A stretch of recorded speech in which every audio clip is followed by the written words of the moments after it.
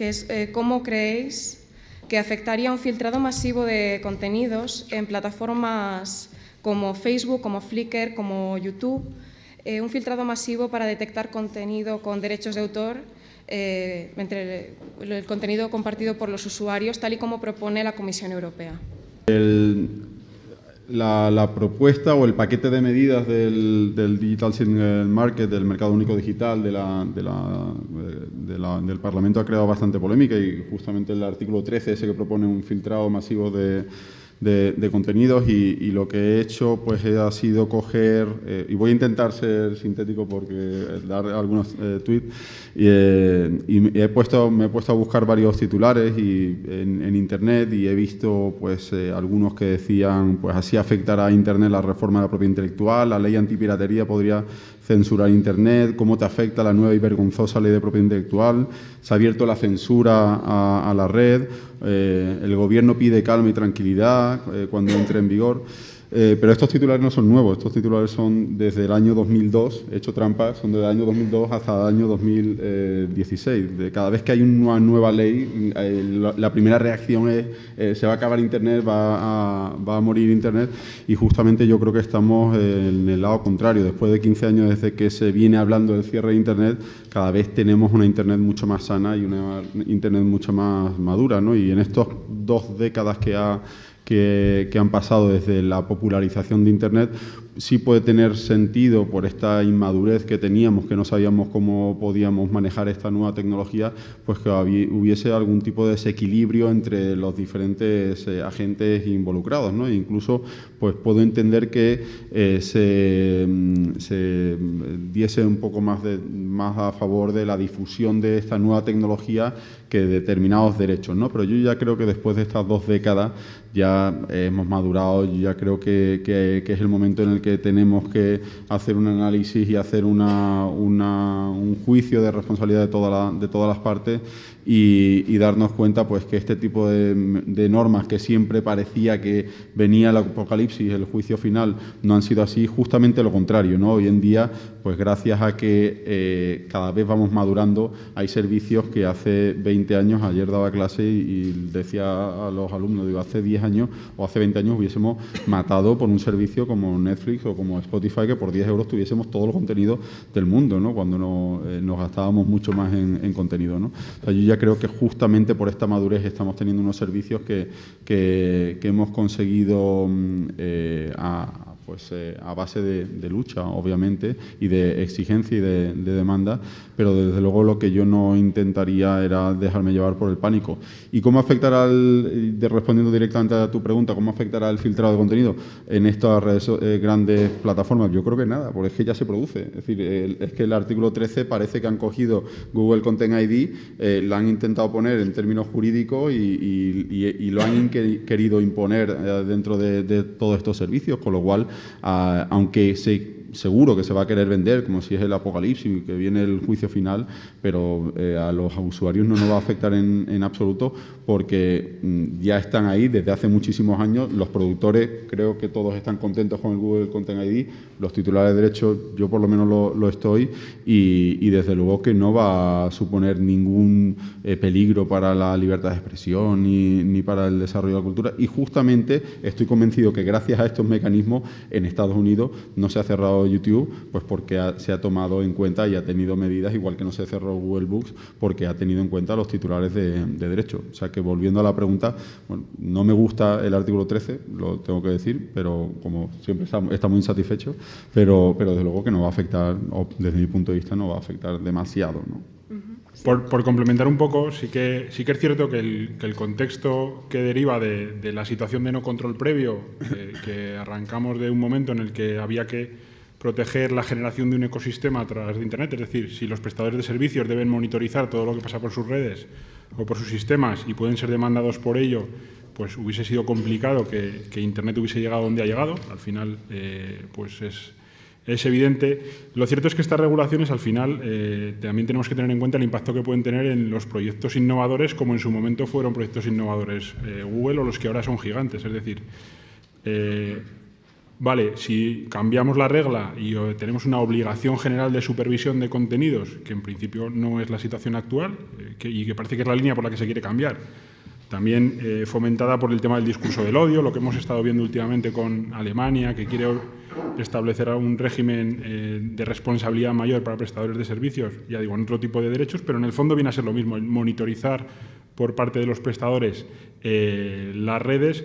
El problema está en que eso no sea tampoco una barrera tecnológica para que nuevos proyectos que enfoquen el uso de las comunicaciones de una determinada forma impida que se desarrollen en beneficio de los grandes. Es decir, al final esto es complicado, se trata de cuadrar el círculo. No digo que no haya la respuesta, pero estas situaciones que han generado y han potenciado una Internet de una determinada forma, coincido con Andy en lo de la madurez, es decir, ninguno somos la misma persona que éramos hace 15 años, evidentemente la red no tiene nada que ver, el contexto en el que esa normativa se pone tampoco, pero creo que hay que ser muy cuidadoso con este tipo de medidas, sobre todo porque no estamos en Europa precisamente para presumir de ecosistema de Internet. Es decir, al final las grandes empresas de Internet trabajan con otras normas, los recursos, la balanza comercial, pues acaba yendo a Estados Unidos, acaba yendo a otros países y también hay que medir el impacto que eso puede tener en proyectos que se desarrollen aquí y no allí. Nos ha pasado con la protección de datos.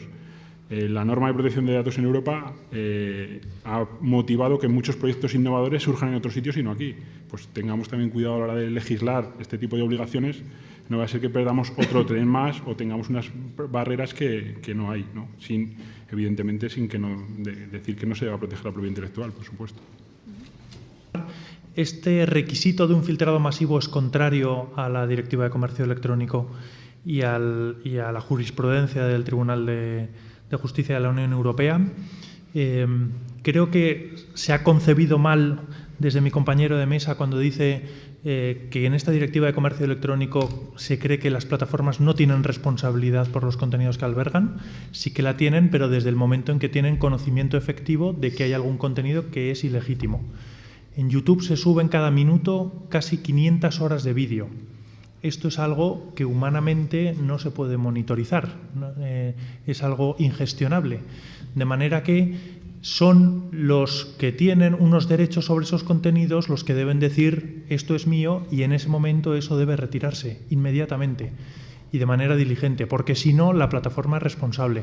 No tendría sentido que Twitter pudiera ser responsable por terrorismo porque albergue un tuit de alguien que ha puesto un contenido que ensalza el terrorismo, o que se pueda acusar de machismo a Facebook porque hay alguien que en su perfil hace algo que sea machista, sino que en el momento en que ellos tienen conocimiento efectivo de que hay algo ilegítimo, tienen que retirarlo, y si no, sí son responsables. En segundo lugar, creo que el filtrado masivo es especialmente nocivo para las plataformas más pequeñas y para la innovación europea. Es decir, se dice que solo existen plataformas americanas y que son grandes gigantes y que nosotros deberíamos competir ahí, pero al mismo tiempo se propone una regulación que para ellos sería inasumible.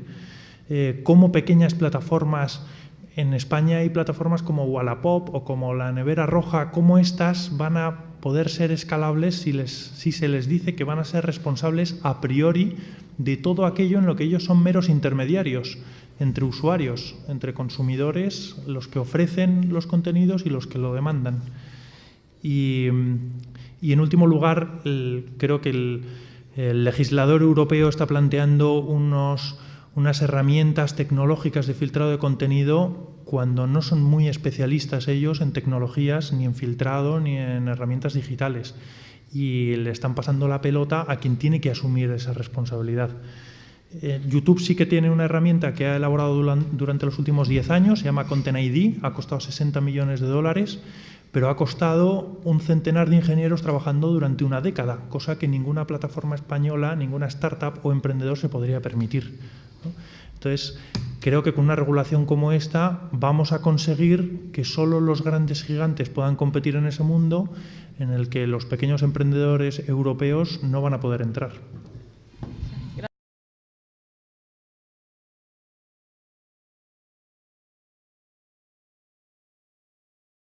¿Qué creéis que puede hacerse frente a plagios y usos no autorizados de publicaciones en Internet? ¿Qué soluciones se pueden ofrecer?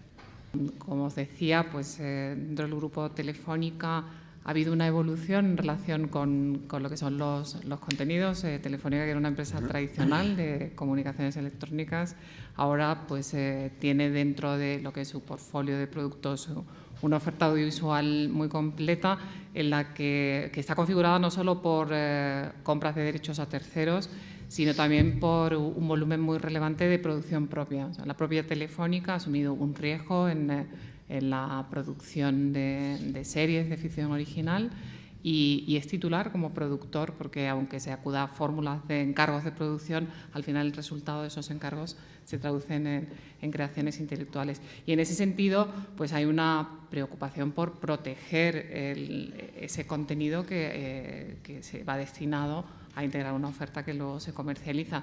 Y desafortunadamente esto es una amenaza que viene padeciendo la televisión de pago desde hace muchos años. Nos encontramos con uso no autorizado de nuestros contenidos. Nosotros que pagamos a terceros o que producimos, nos encontramos que eso se difunde y no hay enlaza con lo que mencionaba, no hay una convicción de que eso sea una infracción. De hecho, incluso, bueno, esto sale habitualmente en estos foros, socialmente se considera que es incluso algo de lo que se puede presumir, ¿no? El acceder de manera gratuita, sin ningún tipo de pago a contenidos.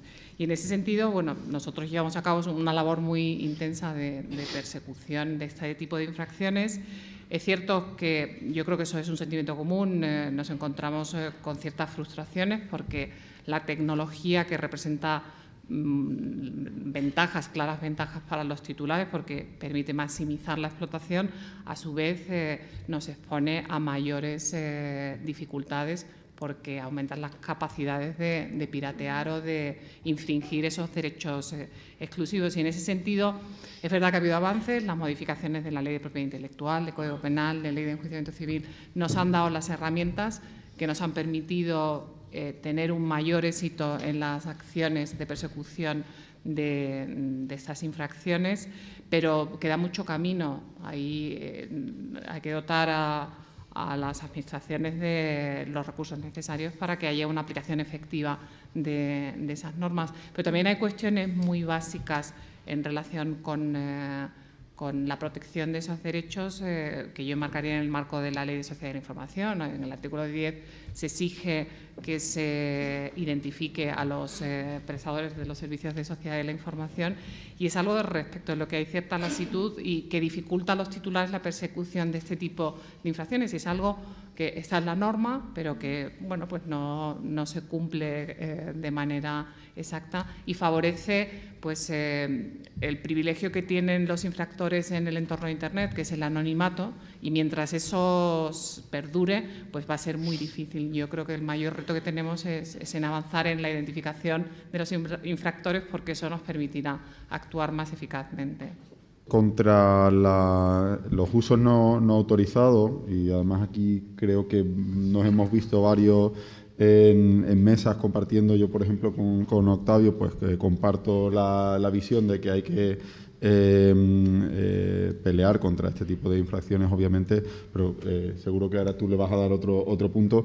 Yo creo que esto es una corresponsabilidad de todo el mundo. Aquí creo que en España pecamos en algunas ocasiones en un exceso de echar balones fuera y pedir que otros nos solucionen el problema, y pedimos muchas veces, y creo que se pueden contar con los dedos de las dos manos, las empresas, distribuidoras, productoras que tienen internamente una política activa. Pues justamente yo creo que la Zona tiene una, también lo tiene Digital Plus, pero poco más. Pocas empresas más tienen una política activa de protección de sus propios contenidos, y generalmente miramos siempre pues que si determinada institución no funciona o determinado organismo público no funciona, cuando creo que ya hay también recursos tecnológicos suficientes para poder mitigar, no eliminar, porque tampoco el Corte Inglés va a eliminar nunca el robo dentro de su establecimiento, pero sí desde luego disminuir sustancialmente el impacto que tiene la piratería. Y como tú, Marta, nos pedías un mensaje siempre positivo positivo, pues yo creo que el mensaje positivo es que todavía a todos los agentes involucrados dentro de la cadena, sea autores, que también los autores dicen, no, eso es cosa de la productora, no, oye, también es cosa tuya. Autores, distribuidores, productores, ISPs, que le afecta como titular de derecho o ahora también como explotador de contenidos, ¿no? Que todos ellos tengan una estrategia de protección de sus propios activos con medidas preventivas, como por ejemplo las que se pueden conseguir gracias a Safe Creative, que yo lo uso para clientes míos, pues para proteger sus contenidos, o con medidas represoras o reactivas cuando hay alguien que le ha infringido sus derechos, ¿no? ¿Qué es lo que se puede hacer? Pues plantear una estrategia a nivel individual de cada empresa y después, por supuesto, a través de GEDA, a través de la coalición o a través de la FAB, para que sean unas medidas del colectivo, ¿no? Y desde luego, si cada uno cuidase su propiedad y después el conjunto cuidase la del común, creo que aquí la situación de la piratería en España sería muy diferente, por lo que hay mucho por avanzar, ¿no?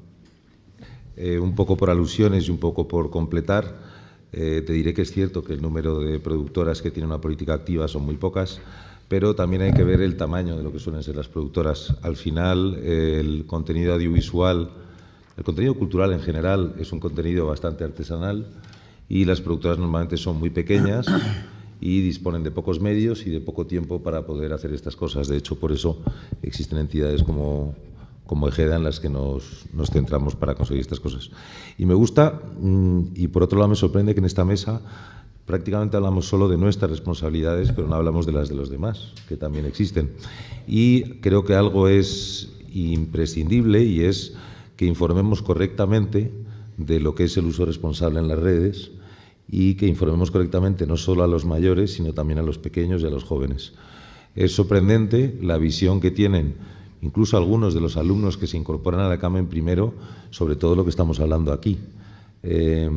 No tienen una percepción clara sobre si lo que hacen está bien o mal, y de hecho descargan contenido ilegal con absoluta naturalidad, siendo así que van a vivir de eso el día de mañana.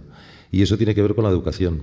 Yo hasta hace relativamente poco, en cualquier cena en la que yo estaba, se hablaba de la piratería con absoluta impunidad. Incluso se reían de mí por no descargar contenido pirata, ¿no? Creo que las cosas están poco a poco cambiando, y es verdad que ya por lo menos no me insultan, ni tardo 2 platos, el primero y el segundo, en explicarles por qué eso está mal o por qué eso no es conveniente, ¿no? Y siempre cuento una anécdota bastante absurda, que es una tía mía que me manda a mí mirad esta página, todogratis.com. Como veis, ni siquiera en el título de la página hay ningún tipo de pudor, ¿no? Y entonces yo le contesto, porque yo le digo, pero si soy yo, como a mí no me puedes mandar esto. Y me meto en la página para comprobar qué hacen los malos, digamos, soy yo, y la página principal está llena de publicidad, como esto es muy fuerte. Y me contesta, no te preocupes, los contenidos son buenísimos y no tienen publicidad. Y le digo, pero Cristina, por favor. Y entonces me dice, ups. Esa misma noche me la encuentro y lo primero que hace al verme es reírse. O sea, no es que sea impune, es que va mucho más allá de la impunidad, ¿no? Y es verdad que eso poco a poco estamos consiguiendo que cambie, pero muy, muy despacio. Y es ahí donde tenemos que incidir todos, en nuestras casas, creo, y en nuestros colegios incluso.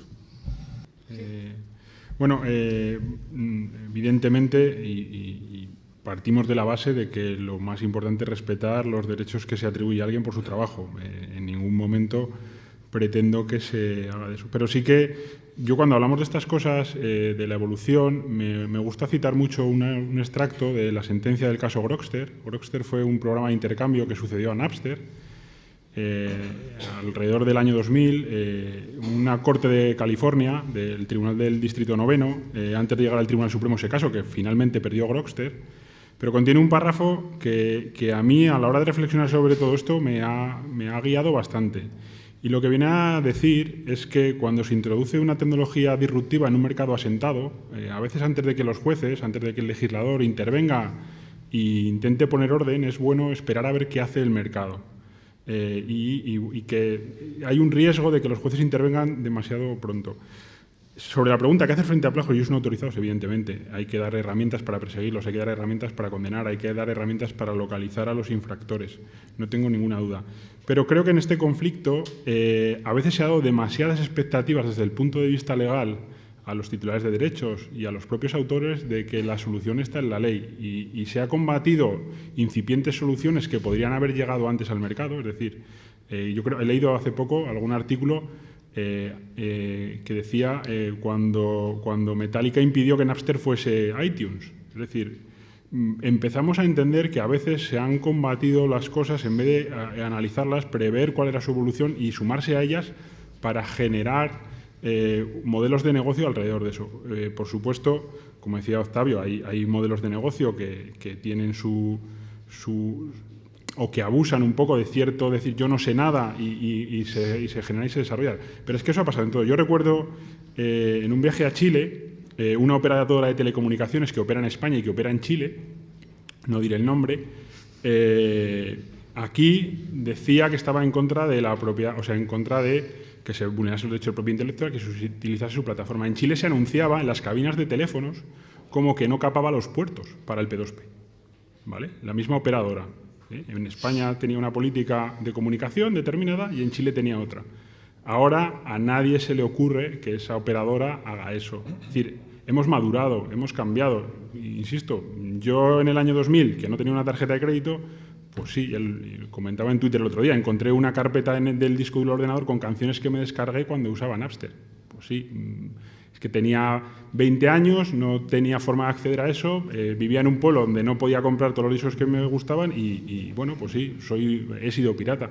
Y lo hablamos antes, y hoy en día pago más de 100 euros al mes por contenidos, es decir, por tener acceso a Internet, hasta por la NFL, es decir, o sea, es que hasta por deportes que no se dan en España. Es decir, al final es una cuestión de madurez. Y creo que frustra mucho a los autores y frustra mucho a los titulares de derechos que existe una ley que no se puede aplicar. Por eso creo que también hay cierta responsabilidad del legislador de no decir, aquí tienes la ley, vamos a condenar al prestador de servicio, si luego no vas a condenar al prestador de servicio. Por ejemplo, en Brasil, el responsable de WhatsApp pasó una semana en la cárcel porque se negó a colaborar con la justicia. ¿Se atrevería un juez en España, el Estado español, a que si WhatsApp no colabora, como no hace con las autoridades españolas, con un juez en España, cerrar el servicio de WhatsApp en España? ¿Estaríamos los ciudadanos? ¿Entenderíamos que eso fuese así por proteger la propiedad intelectual? Igual tenemos que provocar o hacer que los titulares de derechos se sientan protegidos, pero que tampoco se les frustre en decir tenemos una ley pero no la podemos aplicar. Yo creo que ahora mismo la ley es suficiente o hay medidas más que suficientes. De hecho, en Barcelona se le cortó el Internet a un usuario. O sea, no hablamos de prestadores de servicios. Se consiguió una condena a un usuario a que el operador le cortase la conexión a Internet. Es decir, lo más a lo que se puede llegar.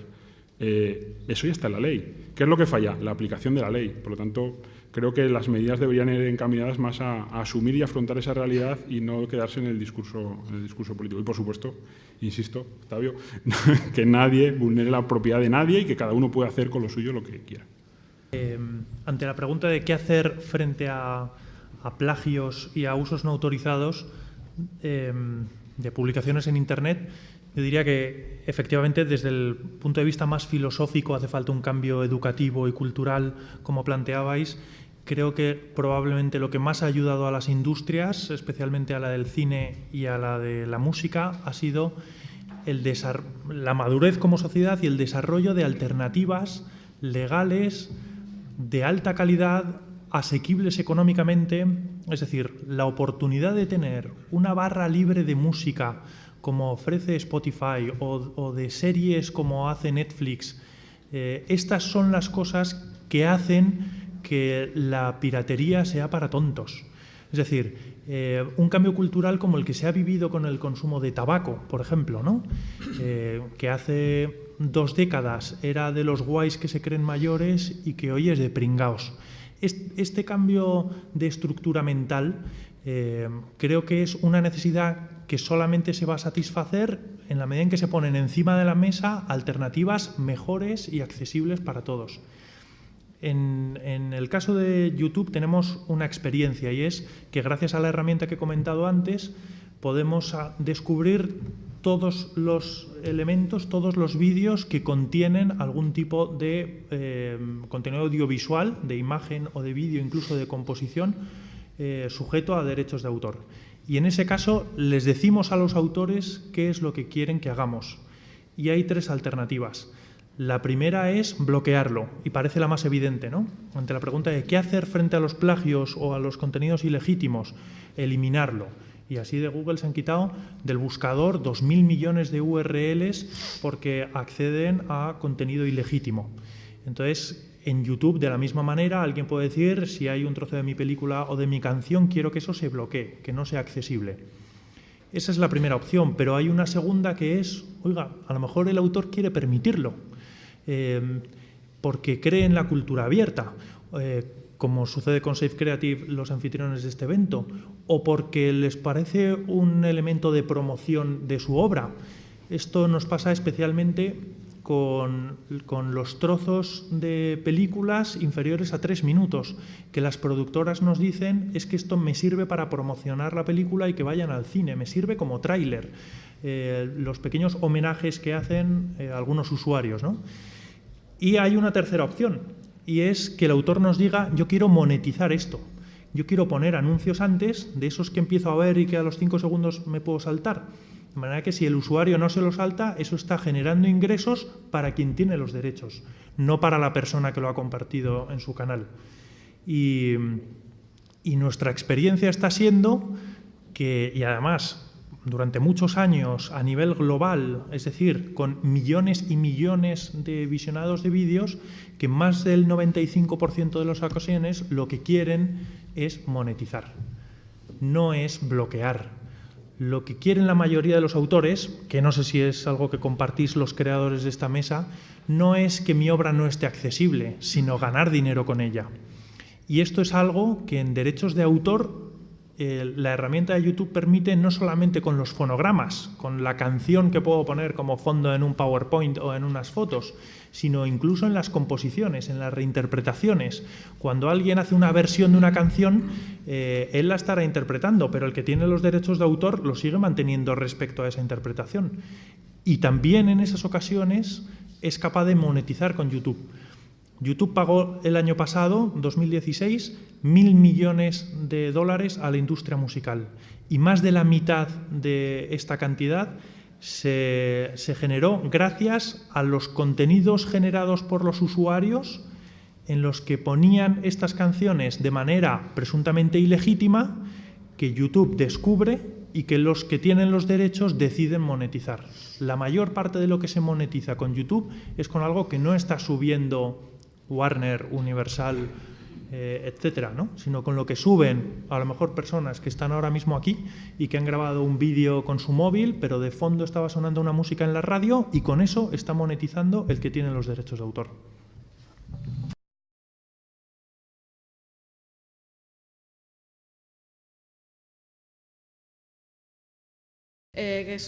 ¿Cuáles creéis que son los dos problemas principales a los que se enfrentan hoy los creadores, y de qué maneras puede la tecnología ofrecerles nuevas soluciones?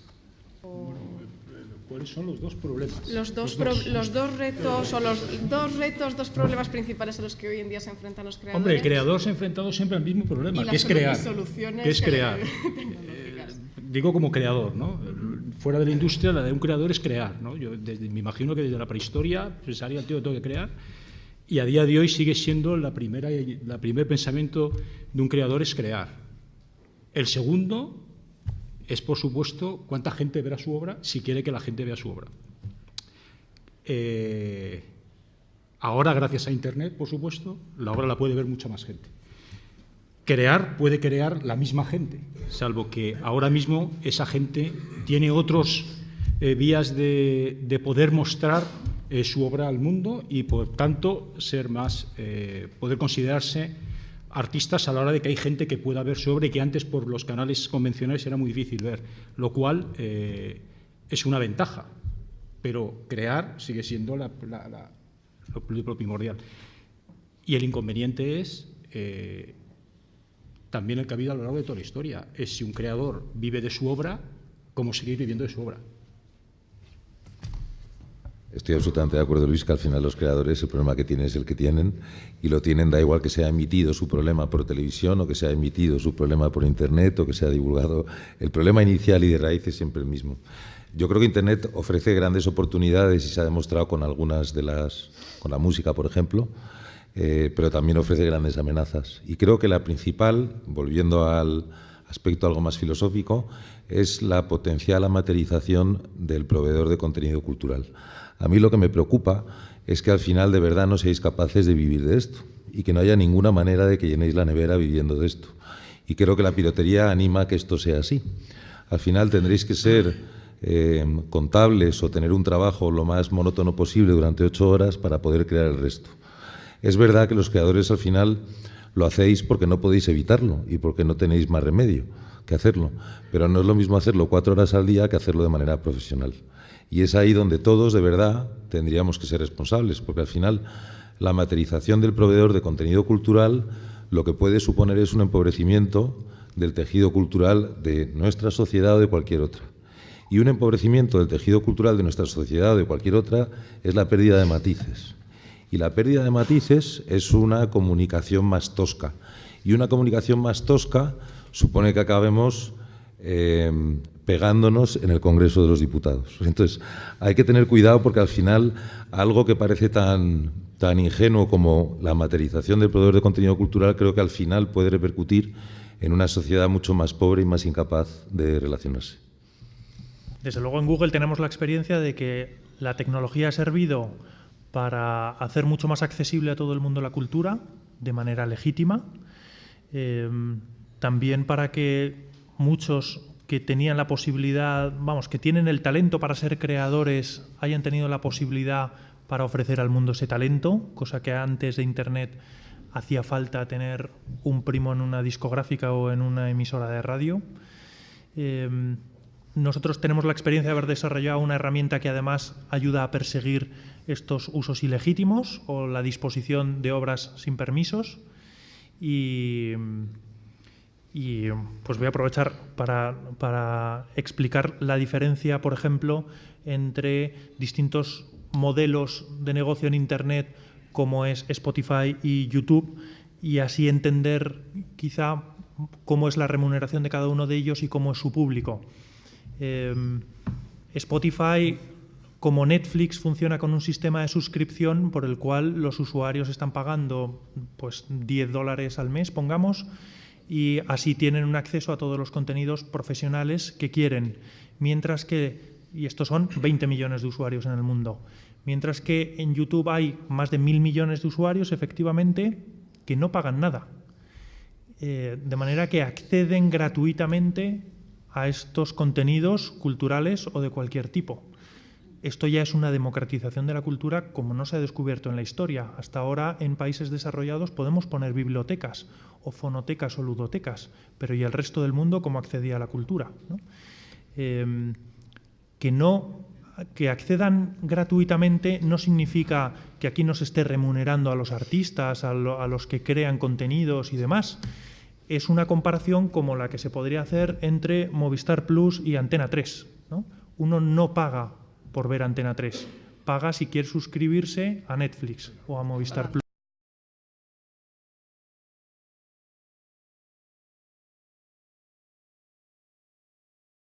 Parece transparente y justa, aunque ya se ha hablado un poco de esto, la retribución a los autores, tanto en los modelos tradicionales como en los nuevos modelos digitales. ¿Y qué alternativas hay? Yo, como reflexión sobre esto, fíjate que el debate estaba de antes no se pagaba nada, ahora estamos llegando a un punto de encontrar dónde está el equilibrio entre los que más monetizan y los titulares de derechos. Es decir, de lo que podíamos hablar hace 10 años, ahora el conflicto no es no recibo nada, sino no recibo lo que yo considero o pago más de lo que yo considero, es decir, como en cualquier parte de una negociación, ¿no? Y creo que eso ha quedado en la mesa y al final sucederá que se acabará llegando a un punto en el que, porque interesa a todos, o sea, interesa a las dos partes.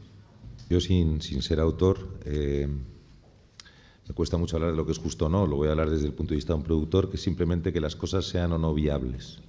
Entonces supongo que desde el punto de vista de un autor, una retribución justa supongo que se refiere a que sean capaces o no de vivir de su trabajo. En lo que a un productor como yo se refiere, una retribución justa sería aquella que me permite hacer cine. Si yo, a partir de la retribución, a partir del coste medio que tengo de realización de una película y de la retribución que consigo por ella, hacer cine se vuelve inviable, es que obviamente la retribución no es justa, o simplemente que el cine no tiene que existir. Son las dos reflexiones posibles, ¿no? Pero si creemos que el cine debe existir, la retribución tiene que hacerlo viable. Yo no sé si eso está ocurriendo o no, pero tengo la sensación de que todavía no, por lo mismo, porque son periodos de transición. Nosotros las películas al final las hacemos vendiendo o prevendiendo a distintas ventanas de explotación nuestro contenido. Si yo esas ventas me da mi coste medio, que según ha dicho Octavio está en torno a 1,8 millones de euros, la cosa irá bien. La diferencia es que si la transformación machaca las ventanas que existen y no genera ventanas nuevas por importes equivalentes, lo hace inviable. De hecho, eso es lo que hemos vivido durante una temporada. Los proveedores de Internet querían que se estrenara la película en todas partes al mismo tiempo. Los usuarios probablemente también. Yo la quiero ver en casa a las 7 de la tarde el martes, a la vez que me entregan la camisa de la que hablaba antes, y otros la quieren ver en cine. Entonces, si todo el mundo la quiere ver a la vez, yo tendré que vendérsela a Internet. Si yo se la vendo a Internet, ¿Internet qué me da? Pues me da algo así como 3.000 euros, más o menos, de prepago por la compra del contenido. Sin embargo, si yo me voy a una televisión en abierto y le digo, ¿la quieres tú? Y él me dice, mira, si no la pones en Internet, yo te doy 800.000. Entonces, lógicamente, esos 3.000 euros, al hacer inviable los 800.000, también hacen inviable la película. Entonces, la palabra justo creo que tiene que ver con la capacidad o no de un negocio de salir adelante. Insisto en los periodos de transición. Yo estoy convencido que cuando esto esté en otro estadio o en otro momento de madurez, de hecho ahora ha aparecido Netflix y alguna otra plataforma dispuesta a comprar contenidos, se llegará a un equilibrio. Nuestros costes de producción bajarán o los ingresos por Internet subirán y llegaremos a un equilibrio. Pero en el periodo de transición, insisto, podemos morir todos, entonces hay que hacerlos cortos. Y para eso yo desde esta mesa lo que pido es auxilio a todos, de que hagamos los periodos de transición lo más cortos posibles, porque además somos muy cerriles. La música nos ha avisado hace 10 años de lo que nos iba a pasar, lo sabíamos perfectamente. En el audiovisual era un problema técnico de compresión de información y nos llevan avisando, insisto, desde el año 95, 96 más o menos, y no hemos sido capaces de hacer nada y no hemos anticipado nada de lo que era obvio que nos iba a ocurrir. Con lo que apunta Gonzalo, yo creo que es coincidente la visión de los operadores de televisión, ya más en su condición de entidades de radiodifusión o de operadores que hacen una apuesta por la compra de contenidos para hacer una oferta competitiva en el mercado, adquieren los derechos de los titulares y pagan unos derechos exclusivos. En Movistar Plus existen contratos con todos los estudios americanos, con todos los productores españoles, con productores de cine independiente, se emite cine documental, series. Hay una gran variedad de contenidos que también contribuye a la difusión cultural de esos productos, pero para hacer ese producto competitivo, para poder ofertar esos contenidos de forma legal a un precio que también incentive su consumo, es necesario que haya equilibrios. No puede ser que se tenga que pagar los titulares y que también haya unos pagos que se hagan por los derechos de remuneración que incrementen esa factura. O sea, hay que buscar la necesaria consistencia entre los pagos que se hacen a los titulares y a las entidades de gestión, porque inciden en el modelo de negocio, inciden en la rentabilidad del producto y en la capacidad de ofrecer precios competitivos y atractivos que de alguna manera también minimicen los problemas que tenemos por acceso sin autorización, ¿no?, a nuestras señales de televisión. Yo apuntaría esos dos conceptos, ¿no?, equilibrio y proporcionalidad, o sea, que se tenga en cuenta también la función que los operadores tienen en la industria de los contenidos, que eso se considere, para que la ecuación, un poco en línea con lo que apuntaba Gonzalo, sea satisfactoria para todos los agentes que intervienen. Yo también creo, y por aportar a la retribución, que hay que tener en cuenta que España está a la cola respecto a la suscripción de este tipo de servicios. Portugal, que es un país cercano, nos barre respecto a la suscripción de plataformas de cable. Hay una penetración del cable 1000 veces mayor que aquí en España. Cuando doy clase hago siempre una prospección, porque Netflix no ha dado datos de los suscriptores que hay en España, pero probablemente en este foro que somos todos conversos, pues todos tenemos Netflix, ¿no? Pero Spotify sí ha dicho varias veces que en España no hay excesivos suscriptores de pago. El Netflix probablemente no haya tampoco demasiado, no al mismo grado que en otros países. Es decir, que por mucho que la oferta o por un lado todo pueda encajar, pero después si el público todavía no está acostumbrado, todavía no se ha asimilado eso de que hay que pagar, pues ni Spotify, ni Netflix, ni HBO, ni Movistar, ni nadie va a ser rentable, ni por supuesto el quien crea el contenido, porque al final de la cadena no hay una persona que pague 9,99 al mes, ¿no? Como parece que todavía en España no hemos llegado ahí. Solo una frase. Si todos los modelos son buenos, mientras se hagan dentro de la legalidad y mientras los creadores reciban una justa remuneración. Cualquiera es bueno, porque normalmente lo que quiere aquí tenemos productores y autores, lo que quiere es dar difusión a su obra y vivir de ella. Entonces, todos los modelos son buenos. Lo que hay que buscar es justa remuneración para el creador. Perdona, sí, estoy yo un poco en mi idea y sí que coincido lo que se ha dicho ahora de los periodos de transición. Hay una industria que no está representada aquí, que es la industria más importante desde el punto de vista del entretenimiento, desde el punto de vista económico del entretenimiento, que es la del videojuego. O sea, barre absolutamente al resto de industrias. Y es una industria que a mediados de los 80, 90 está prácticamente muerta. Es decir, una crisis brutal. Y han sabido generar modelos, han sabido generar sistemas, han sabido generar ecosistemas propios. Hablamos de plataformas de difusión de contenidos. PlayStation en sí es un ecosistema. Nintendo es un ecosistema. Y han generado una industria que de no ser nada parecido al cine, nada absolutamente desde el punto de vista cuantitativo, ahora nosotros estamos en esta mesa y llevamos hablando de estos temas 15 años y hay una industria que no se ha preocupado tanto por la persecución legal, que se ha preocupado mucho más de generar otra serie de formas de consumo de ese entretenimiento que da 100.000 vueltas desde el punto de vista económico a otro tipo de productos, a otro tipo de contenidos. Igual hay que empezar a no fijarnos en cómo hemos hecho las cosas tradicionalmente, es decir, que en los años 80 había que perseguir a los señores que vendían casetes en los mercadillos y eso funcionaba y luego se puso un canon y estábamos todos muy contentos. Es que igual eso ya en el 2016 no es planteable tampoco, insisto, desde el punto de vista legal. Vamos a mirar lo que hace la gente del videojuego. Hubiese estado bien que gente de la industria del videojuego hubiese podido estar aquí. La industria del software. ¿Qué representa la industria del software? Es que también son contenidos, además son absolutamente imprescindibles para poder disfrutar de estos otros contenidos. Es decir, hay gente que está haciendo las cosas de otra manera, está pensando de otra manera, se está adaptando mucho más rápido y yo lo que detecto siempre es que estamos intentando aplicar soluciones del pasado a problemas del presente o del futuro y la realidad está siendo muy tozuda y nos está demostrando que no siempre debe ser así. Entonces creo que la reflexión debe ir por fijarnos y por ampliar las perspectivas. Eso es cierto, pero casi todas las sentencias que tenemos en España de piratería son de la industria del videojuego. Es decir, la industria del videojuego es la que, de hecho, como es tecnológica, que desde el principio implementó medidas tecnológicas en sus sistemas, más que nadie, más que ninguno, porque la industria del perdona, ¿hay más sentencias porque se ha llevado más a los juzgados o hay más sentencias porque se ha absuelto más al otro lado? Porque esa estadística por sí misma no es relevante. Quiero decir, sí, hay más sentencias. Se preocupa mucho por defender los contenidos. También está el foco puesto en tres prácticamente. No estoy diciendo que no lo hagan, ¿vale? No estoy, evidentemente, insisto, existe un marco, tienen derecho a proteger su propiedad intelectual, pero ha pleiteado Nintendo, ha pleiteado Sony, los ecosistemas a partir de las apps del teléfono, es decir, yo que me llegue un mensaje en Facebook de que mi abuela me pide créditos para jugar al Candy Crush, es decir, si yo iba a pensar algún día de mi vida que me iba a jugar a un juego de ordenador, que no me lo creía, ¿vale? Es decir,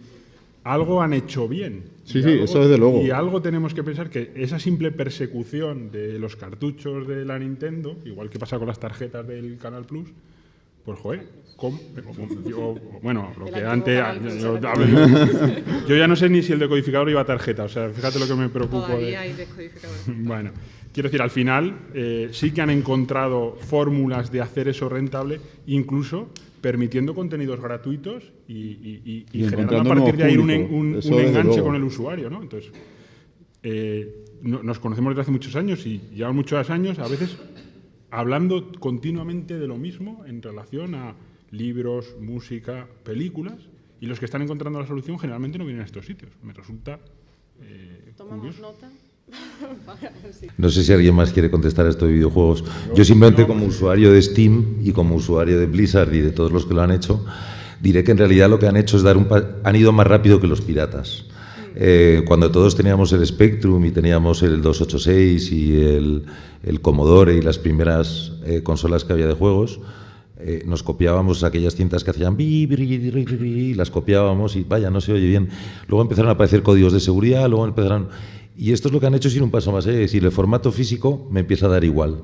Entonces, si tú compras un disco, cuando tú compras un disco de un juego ahora, en realidad estás comprando un código nada más. Tú entras en Internet, te metes en Steam, metes el código y descargas el juego. O sea, dentro del disco estoy seguro que está el juego, pero daría igual que no estuviera, ¿no? Han ido un paso más allá. Y han hecho una cosa todavía más inteligente, que es que yo no juego en mi ordenador, juego en el suyo. Juego en su plataforma. Y al jugar en su plataforma, obviamente van a ser más capaces de encontrar al pirata. ¿Eso cómo se podría hacer? En nuestro caso, ¿cómo podríamos aplicar un modelo parecido? Toda la reproducción de contenido audiovisual de los ordenadores... Bueno, esto a lo mejor ocurre solo, porque ahora llevamos 10 o 15 años hablando sobre si los programas van a estar almacenados en nuestro ordenador o van a estar almacenados en la nube o en el ordenador de otro. En el momento en el que todos los programas o los contenidos audiovisuales de nuestro ordenador, de nuestra tele o del cine estén almacenados en un servidor o en un ordenador que no sea el nuestro, ahí ya será más sencillo. Si es el propio Warner el que está emitiendo la película en el cine, pues ya es más difícil que ocurra. Entonces, insisto, ellos han ido un paso más allá y han dicho, no vas a jugar en tu ordenador que me pirateas, vas a jugar en el mío que te controlo. ¿Y cómo lo han conseguido? Justamente a través de las redes. Pero es que, claro, los videojuegos no es como el resto de contenidos del que estamos hablando aquí. El resto de contenidos que están aquí más o menos están cerrados, los videojuegos no. De modo que el jugar en comunidad y tomar decisiones en comunidad los altera. Es que igual también los propios mecanismos de comunicación cultural, que en el fondo todas estas cosas son eso, formas de transmisión de la cultura, el cine, la televisión, el vídeo, igual hay algunos que deben desaparecer y no, evidentemente se hacen unos negocios. Es decir, antes había trovadores que iban por las calles y contaban sus cosas y había un modelo de negocio sobre eso de desaparecer en un contexto determinado. Yo estuve jugando, yo juego un videojuego que me puede consumir unas 100 horas, el pasármelo entero, y es que te cuentan una historia que dices, bueno, ya cuando me pongan las gafas de realidad virtual es que no voy a querer salir de aquí, porque me está diciendo tienes que hacer esto, y entonces te hablan, te dicen, te cuentan cosas. Igual la experiencia, la capacidad de producir cine, o la gente que es capaz de producir cine, tiene que pensar en producir esos contenidos en otros formatos, que tienen más que ver con otras posibilidades y otras realidades.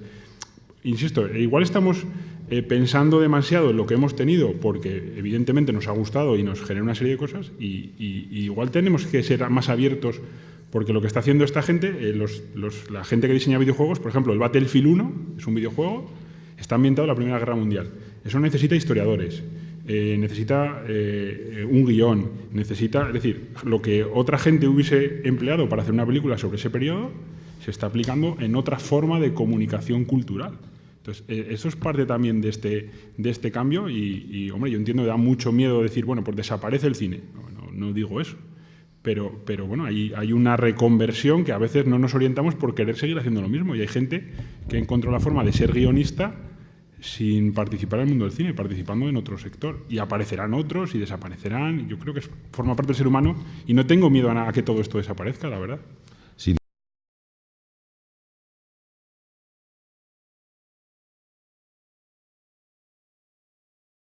Entonces, antes de concluir, queremos dar el turno de palabra de nuevo a los invitados a la mesa, empezando al revés de cómo hemos hecho las presentaciones, empezando por Ángeles, para hacer las conclusiones.